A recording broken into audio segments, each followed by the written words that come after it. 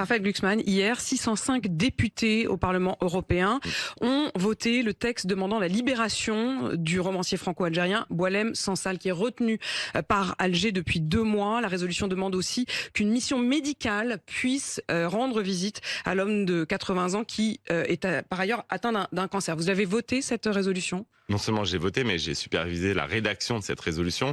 Il y a eu une majorité écrasante. C'est un texte qui est factuel, qui exige la libération de Boualem Sansal, qui exige aussi des autorités européennes qu'elles s'impliquent pour pas que la France soit seule à demander la libération de Boualem Sansal. Ça fait 70 jours et 70 nuits que Boualem Sansal est en prison. Ce sont 70 jours et 70 nuits de honte pour ces geôliers. Sa place est en train d'écrire, de parler. Son seul crime est d'avoir écrit et parlé en homme libre. Nous devons obtenir sa libération et c'était un message extrêmement clair, quasi unanime du Parlement européen. Quasi unanime. Quasi unanime. Raphaël Glucksmann, Rima Hassan, députée européenne française présentée par la France Insoumise, a voté contre. Elle ne s'est pas juste abstenue, elle a voté contre cette résolution. Comment vous vivez ça ?